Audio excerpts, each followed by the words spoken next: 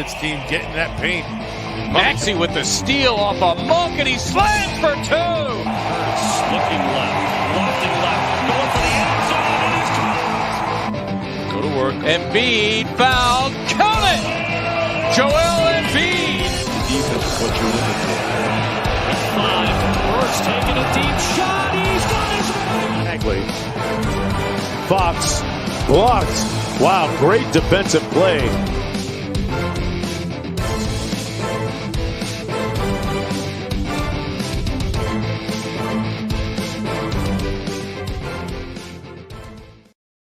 What is up, everybody? Welcome to Party on Broad. Guys, if you're new to the channel, smash that subscribe button.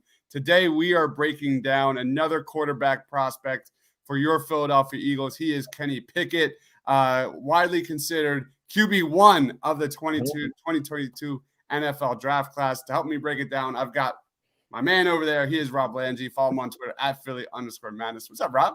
How we doing, man? I'm excited to be a part of this. I thought by the time we started doing draft talk, the Eagles would be dead and gone, and instead of basically in a almost like a win you're in scenario in a few days. But still excited to start looking into next year's team as they continue to grow under Nick Sirianni. Yeah, let's jump right into this. Just real quick general impressions of who Kenny Pickett is. He is a 6'2" quarterback, 225 pounds, meteoric rise in 2021.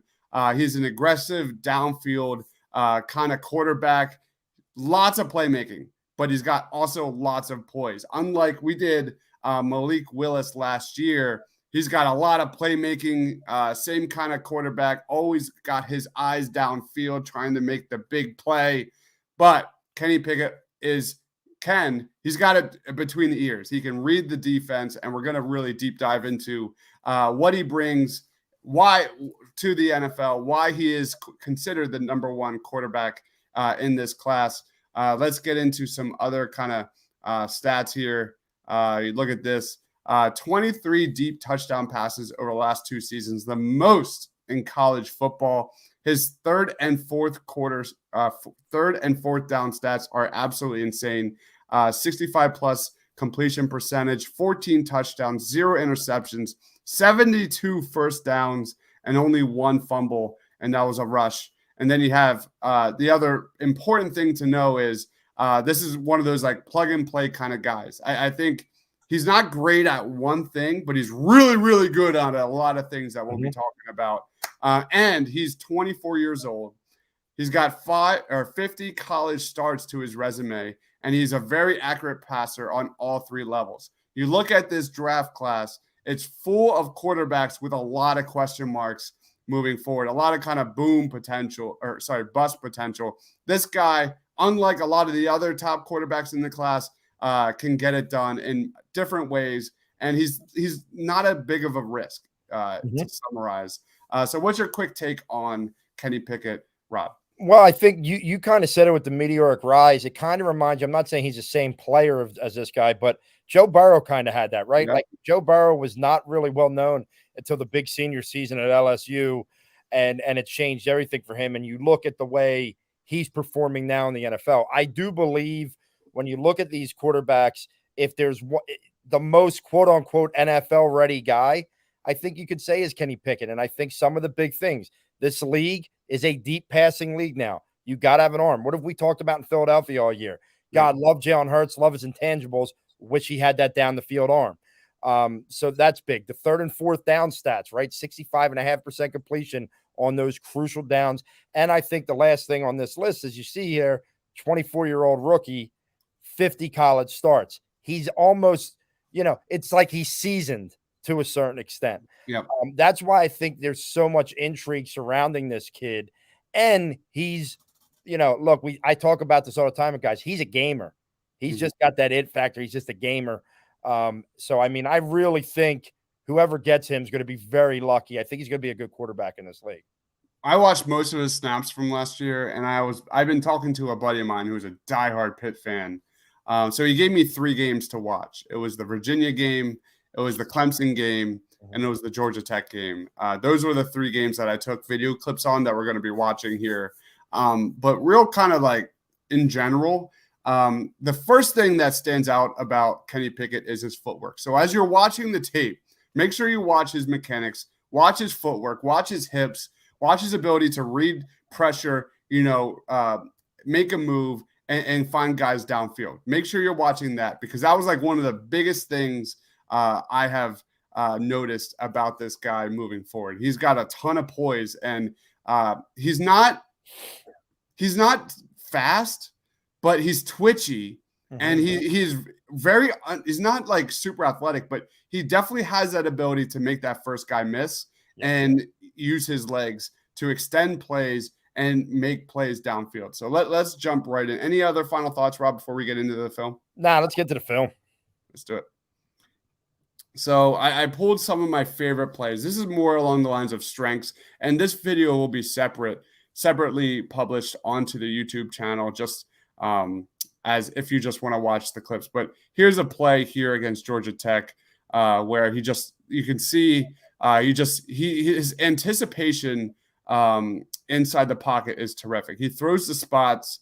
He trusts his receivers, even though they're not the greatest receivers, but his ability to kind of just throw it at spots and hit them in stride. That's something that Jalen Hurts isn't exactly very good at. Here's another play here where he drops back. And this is that athleticism piece where he sees pressure coming off the edge. And look at these stats, man. I'm going to pause it for a second. This is while under pressure, 20 touchdowns, first in college football, 21 20-plus yard completions, which is second most, and 1,100 plus yards, which is fourth most in college football. So you talk about his poise, you talk about between the ears. The dude knows what he's doing there inside the pocket. He can make that first guy miss. Let's continue the tape here. He makes the guy miss. He goes to the edge, and he finds a guy down the sideline for a big completion. That is something that really intrigues me, especially as an Eagles fan, and we'll talk about that moving forward here.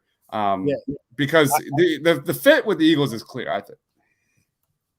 Yeah, I was going to say, look at his eyes the whole time, right? Like here it looks like he is absolutely going to take off, but his eyes never leave downfield. Yep.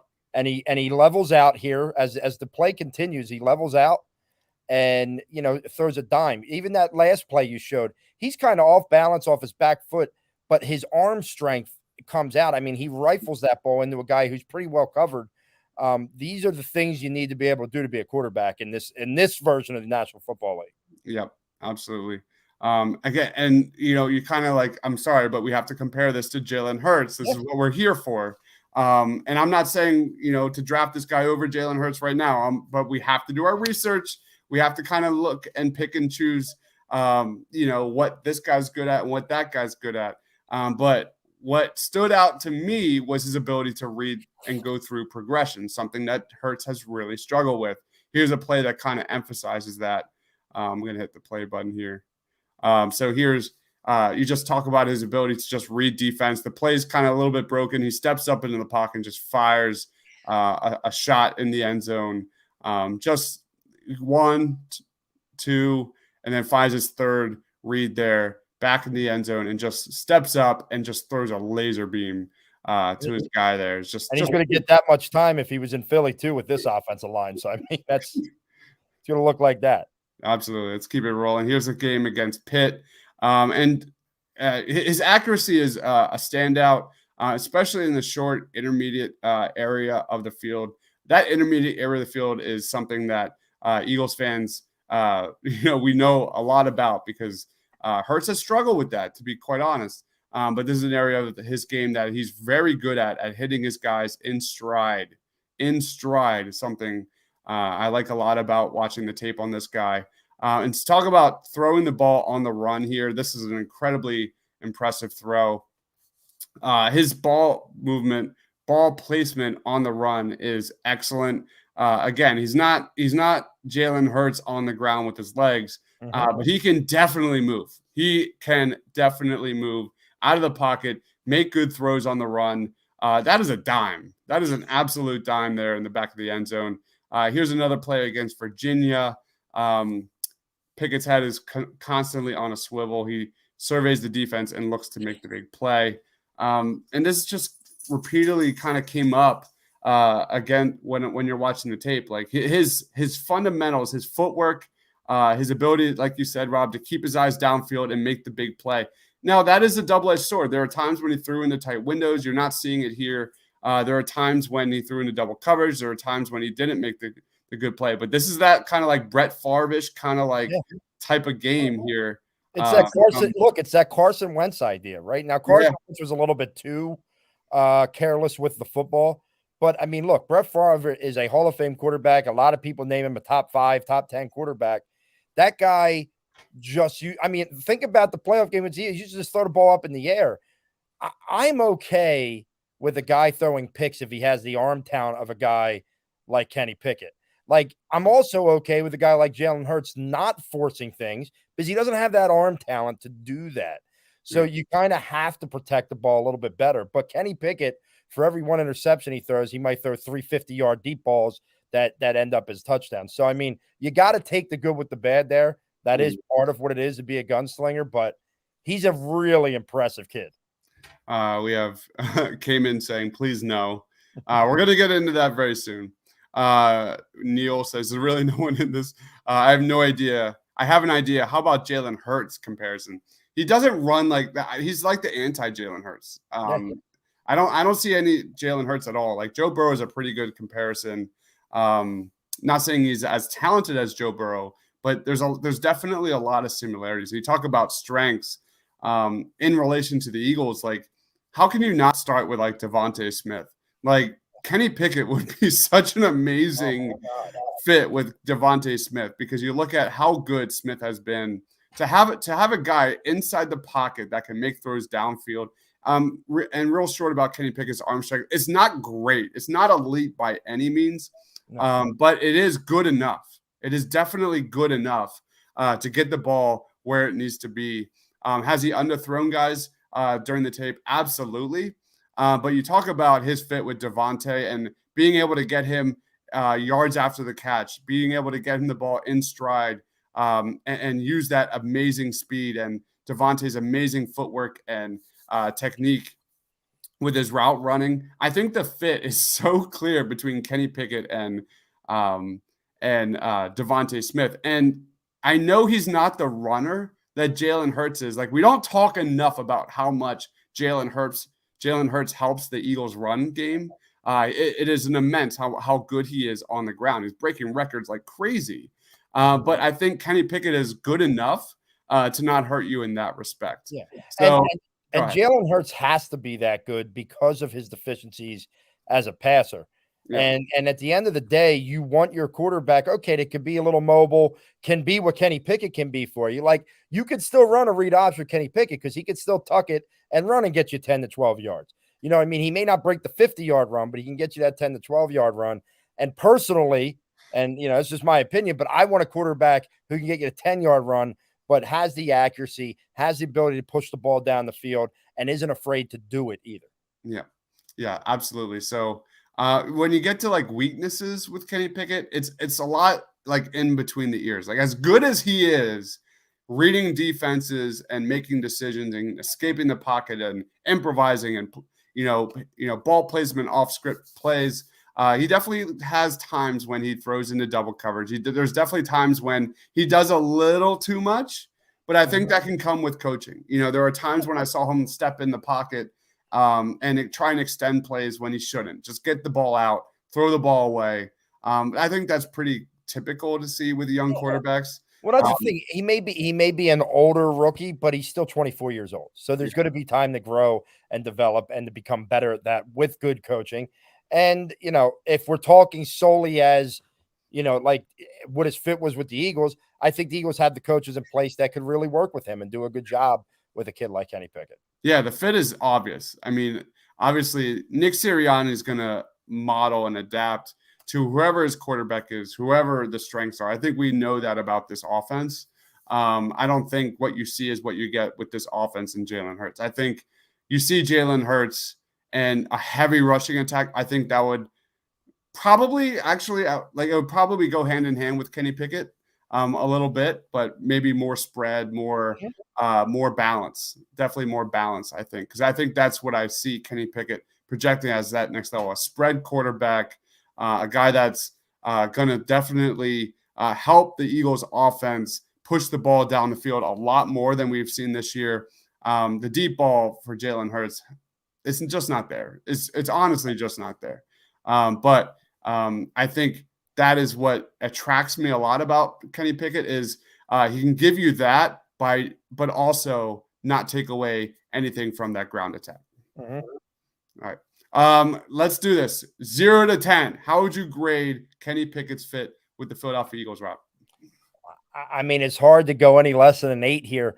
I mean, Okay. I just think the fit is there. Look, and this isn't me. Like I've been very adamant to say, look, I think Jalen Hurts is back next year. I think he's earned that, this and that. But, if the Eagles want to think down the line and not so much about worrying about next year, I don't know if they're going to be able to get him now because all their picks are so late, and Kenny Pickett is obviously skyrocketing up draft boards. But the fit is there. I mean, he can throw the deep ball. He can make the throws you got to make in the NFL. He's got the mobility. You mentioned him and Devontae Smith would be like a dream together. Especially And then Dallas Goedert. yeah, and a Dallas Goedert, and then add in there a guy like Quez Watkins, who has obviously carved out a role on this team going forward with the deep ball. Like you think of the deep ball he caught from Jalen Hurts last week. Kenny Pickett probably leads him a little bit there, and it could be a touchdown instead of having to like run under like a fly ball. So yeah, I'm going to go with an 8. I don't think it's going to happen, but I am going to go with an 8. Here's the caveat. Here's the caveat with my man here. So the draft class is so bad at the quarterback position that he's going to be probably taken in that top 10. There's probably, I would be shocked if he falls past like the Denver Broncos or the Detroit Lions or even maybe New York Giants or Washington. Like this guy's in play for all of those teams. So I would be shocked. The Giants have 2 top 10 picks right now. I would be stunned if he gets past. Right now you have the Eagles, like 19, 20, 19, 21, and then the Colts pick even further down. If he falls, then you have to have maybe conversations. But there's no way for me personally, I'm trading up to get this guy. I agree that I would probably bring back Jalen Hurts next year and, figure it out after that 2022 season. But at this time, I do agree. I think the fit is very good, but I don't think I would be in position, given how many needs this team has, especially on defense, to make that kind of move. Let me ask you this, Dibes, as a guy who really goes after this draft, right? What if he fell into that 12 to 15 range? Would you take 2 of those picks? Would you think about have the conversation to take 2 of your 3 to go up and get them, and then use that other first round pick on a defensive guy? Maybe you keep the early 20 pick and maybe Devin Lloyd, the linebacker from Utah, slips to you somehow, some way. And now you get the quarterback of the future and the linebacker of the future. You got your 2 quarterbacks of the offense and defense to push forward. Would you have that conversation?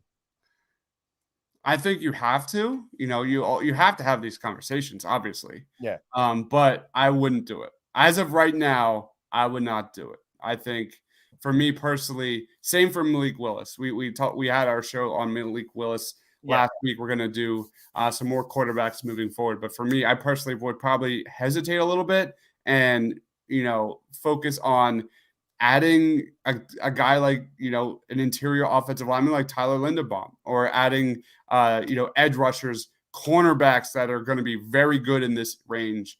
That is a really tough question, but as of right now, I'm saying no, just because I think he's going to go really high, and I don't think it's worth spending that much. Yes. In fact, I believe I would be 100% fine doing a move like they did last year, trading back and getting future assets and keep rolling that. I know you probably don't want to hear that, but that's definitely like where I would go as we stand here. Get an edge, get a cornerback. Maybe a linebacker. Although that's never going to happen. Target safety linebacker in that second on that day 2 where it's really deep. We'll see. But as of right now, I agree. I'll grade it an 8 out of 10. But I would be really hesitant to make that trade up, considering how many holes this team truly needs to fill. Any final thoughts, man, before we wrap it up? No, I mean, look, I'm in agreement that I would love nothing more than the three first round picks to go defense, defense, defense. Okay. I don't mind going after the offensive lineman on day 2 this year because obviously you're going to need it. I don't want to see it in the first round because right now your biggest question marks on this football team are the defense. I mean, hands down, they're the defense. So, but if there was a situation where Kenny Pickett was hanging around, which there won't be. No, I think this kid's going to be a success wherever he goes. But I think it's a pipe dream, and one that you really don't need to have right now as the Eagles because I think you have a serviceable guy that deserves another year. I agree. I think Jalen Hurts has definitely earned that, 100%. But we have to do our research. It is December, so we've got plenty of time. But real quick, an aside, and I want just real quick. What's your take on like Jameson Williams and if a true number 2 wide receiver is available for the Eagles in that like first round, would you bite the bullet and get a really good number 2 guy to bring in for Jalen Hurts? No, because I think you're going to have the cap space this year to go out and sign a veteran. And I think Devontae Smith is your young receiver. Quez Watkins is your young receiver. Those 2 guys you're going to build. I know you like the other guy. But, I don't know how much longer he's going to be around, but he'll probably be here too. So what I think this wide receiver room needs is that veteran. Like, look, and I know you want to talk about a pipe dream. What I'm about to throw out to you is as pipe dream as it gets. But if I'm Howie Roseman, I'm backing a Brinks truck up to Devontae Adams and saying, come to me. Be on the other side of Devontae Smith. Oh my God! And, let's go. And then you have Quez Watkins as a guy that comes in just to run this. And you got Dallas Scott. All of a sudden, that one guy blows this entire offense up. So I'd rather see him spend money this year on a veteran to put with the young core that they already have in that pass catcher's room. Because right now Dallas Goedert's your oldest guy, and he's still coming into his own. Get me a veteran. Look, they'll draft a wide receiver 5th, 6th round. All good with that. You don't need to go back to the well of the first round wide receiver. I'd let that slide this year. There's another interesting guy named Drake London. Very Keenan Allen-esque. Definitely a guy to keep an eye out. Day 2, late first round, day 2 type of guy. But would be a great fit next to Devontae. It's an interesting question that like I was thinking about over the last few days. Like, where does that like position of need fall? I agree. I'm all defense and then offensive line. It's time to find a replacement for Brendan. I mean, I think the wide receiver position is a position of need, but not for the draft. I think you've done your due diligence. And hey, you might have plucked a couple guys with Smith and Watkins and maybe the other one. I don't really know, but we'll not mention him. Is he Lord Baltimore now, I guess? But I would spend the free agent money that you're going to have this year. I'd really spend a lot at that wide receiver position on one guy. I don't want a 1-year guy this time. Like, you go get a guy. Get a guy, give him a multi-year contract, and let him be the leader of that room, and let Devontae Smith grow under that. Love it. All right, man. Where can we find you, man? Let's wrap it up. At Philly_Madness. You can find me here with Dibes doing all kinds of different shows now whenever I'm able to get on. So that's about it, man. I'm very low-key these days. All right. Thank you, everyone, for watching. Be sure to smash that subscribe button, hit the like button. If you love the NFL draft, we're just, 4 months away. Expect a ton of content coming. Our quarterback series will continue. I'm looking at Desmond Ridder, and I'm looking at Carson Strong moving forward. There's going to be a lot of buzz with Desmond Ridder over these last few days, so I'm really excited about that one. His game against Alabama is tomorrow if you're watching us here on Thursday. I cannot wait. Man. David versus Goliath. It's going to be terrific. Follow my man, Rob. There he is. At Philly_Madness. I am Dibes, Mr. Crockpot. Thank you, everyone, for watching. Stay awesome. Everybody. This team getting that paint. Maxey with the steal off a Monk, and he slams for 2. Hurts looking left, lofting left, going for the end zone, and he's Go to work. Embiid fouled. Count it! Joel Embiid. defense is what you're looking for. With 5, Hurts taking a deep shot. He's got his Fox blocked. Wow, great defensive play.